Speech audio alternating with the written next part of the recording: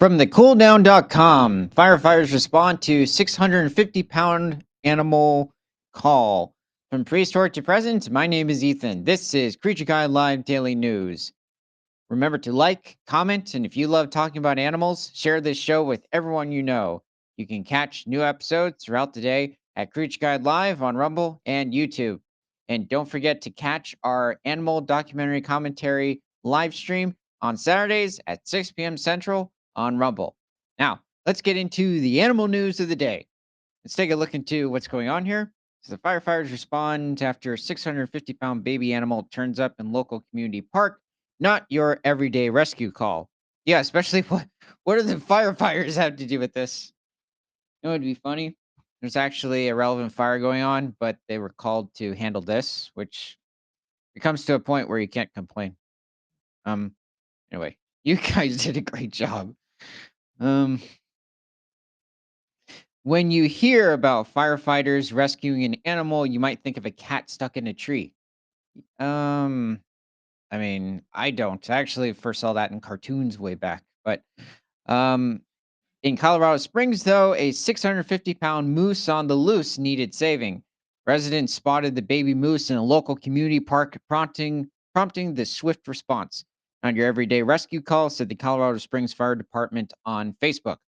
As CBS KKTV 11 News in Colorado Springs reported, the rescue took place in June when Colorado Parks and Wildlife alerted the Colorado Springs Fire Department to a young moose near Cottonwood Creek Park on the city's northeast side.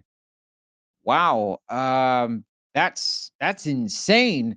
What is a moose calf doing in the middle of Colorado Springs? Now, here's the thing: moose are not uncommon within Colorado. Now, in the central part of the state, they're a bit more rare, but there have been more increased sightings of moose in different parts of Denver, Fort Collins, Colorado Springs, even as far south as Trinidad, Colorado. It's near the border with northern New Mexico, and it's due to the increase of the moose population in Colorado. There's somewhere around 3 to 4,000 moose in the state. Let's see what's going on here.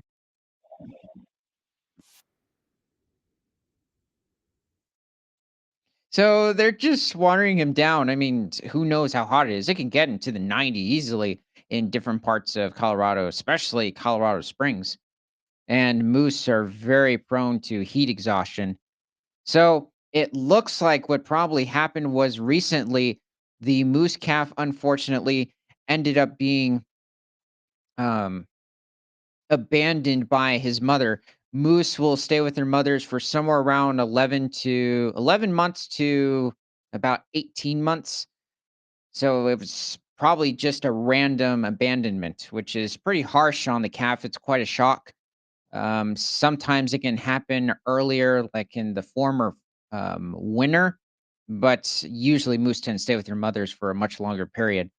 Though, when looking at how long that they're being nursed for, so here's the thing: moose are born between mid-May and early June, and then they're suckled for about 5 to 6 months. So by the time mid-fall arrives, they're off the milk and they're mostly feeding on different species of aquatic plants some occasion, and even different species of trees.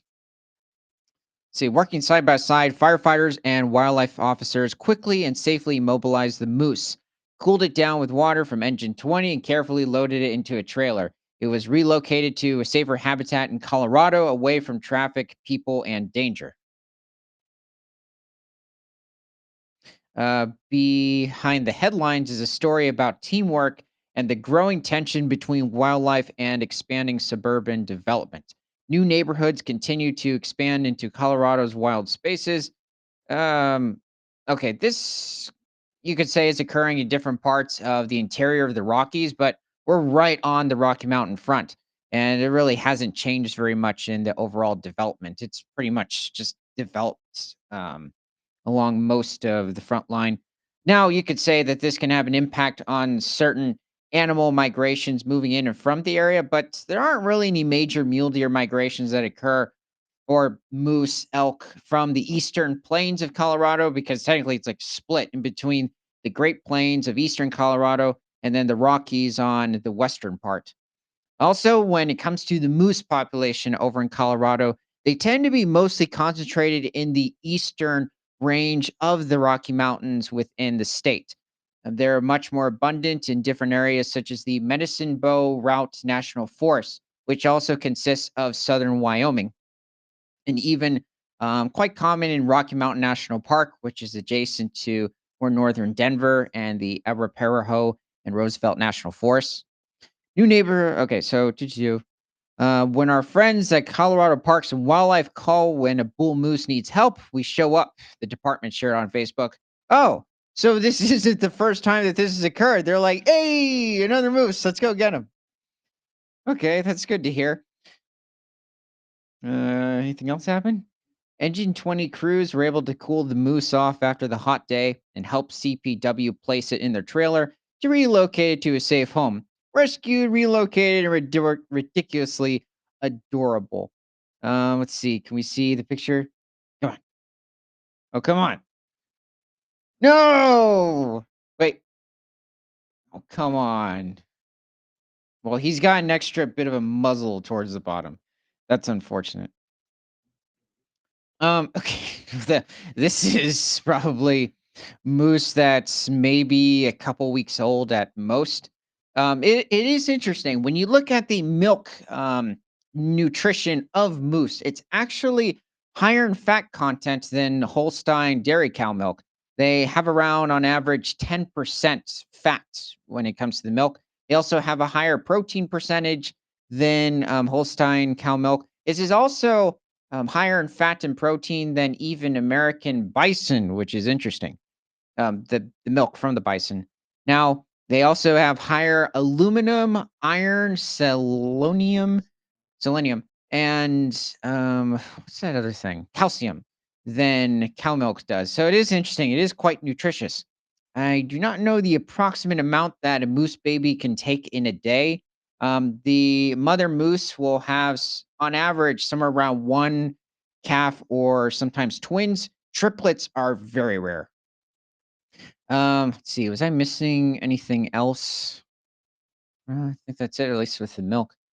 Oh, also, okay, these are probably a few days old, if that. Um, these two calves, so on average, they weigh somewhere between 25 to 35 pounds when they're born. But these are twins. So also, if you look at this cow moose's fur, which you call a female moose a cow, you can tell that she had a bit of a rough time during the winter.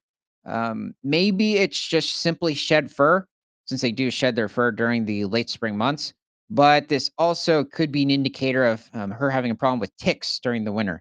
So that's a bit of a question. Now, overall, compared to certain moose in different parts of New England, with the eastern subspecies of moose, they're having quite a rough time in different parts of Vermont, Massachusetts, New York with the ticks in those regions. But they seem to be doing a bit better in the western states.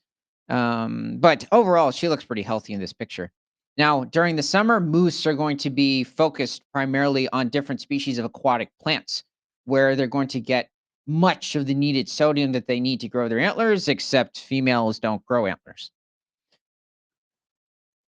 So calcium and phosphorus are going to be a bit more important, mainly also for the milk and, um, well, even the protein from different aquatic plants for calves. Now, this is a picture of a bull moose.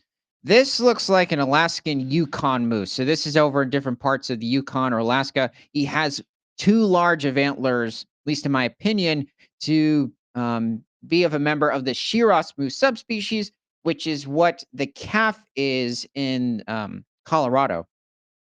So, this bull moose, he could also be somewhere around 4 to 5 years old. He seems to be in his prime. As the moose age, it can also depend on what specific population of moose. There, you're going to see certain deformities in their antlers. Certain population occurs later in life, usually at around 8 or 9 years of age. They tend to have odd points on their antlers. Now, this isn't going to be probably his first fight, and he probably has been in a few because if you look, he has chipped off pieces of of his antlers, it seems, which is interesting. Now, This is probably taking place somewhere between late September and early October, which is the prime time for the moose rut. And this is also when his antlers are at their strongest. But at this point, this could be somewhere around, I'm going to guess, early June, might be late May. But the thing is that looking at the structure of these antlers, uh, I could be wrong, but this might be a Eurasian moose. So this is going to be the subspecies of moose that you find different parts of Norway, Sweden, Finland, and Western Russia. But um, actually didn't hit me. You can find different population of these animals in different parts of Lithuania, Poland, and even as far south as Western Austria. So they have much smaller antlers than practically every subspecies of moose on Earth, but they're not the smallest. Just moose overall. That's the Shiraz moose. So they can reach over 1,200 pounds. Let's see. And yes, so we have here another picture of a moose during the fall, and he has a much better set of antlers. And sometimes they will even dig in just different debris like twigs, mud, and help decorate their antlers, making them look more intimidating to other males. But also, the females are very attracted to that. And as well, they'll even create a mud wallow, spray urine all over it, and with the different scent glands along their body, it will basically create their own sort of perfume, and the females will be attracted to it. Moose don't usually live much more than 12 years. That's a pretty old moose.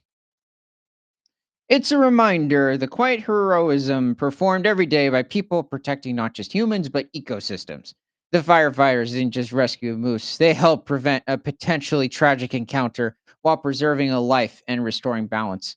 Well, yeah, certainly. I mean, he could have, possibly tripped and hurt his leg at some instance. But no, I mean, he could have ran to a car. Who knows?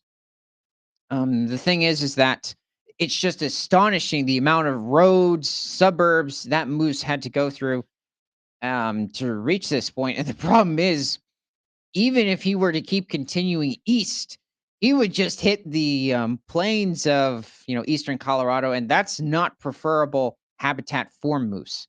So yeah, it is essential that they get him back to the Rockies. So hopefully he ends up growing antlers. Well, actually, this is a female. He doesn't have there aren't any antlers coming out. Okay. Hopefully she has calves later on. I misinterpret that. I'm like, wait a second, something's not right. It's a bit too slender, and yeah, it's a she. Okay. Well, let me know what you love about moose in the comments. And from prehistoric to present, my name is Ethan. This is Creature Guy Live Daily News. Remember to like, comment, and if you love talking about animals, share this show with everyone you know. You can catch new episodes throughout the day at Creature Guy Live on Rumble and YouTube. And don't forget to catch our animal documentary commentary live stream on Saturdays at 6 p.m. Central on Rumble, because nothing is better than all animals all the time.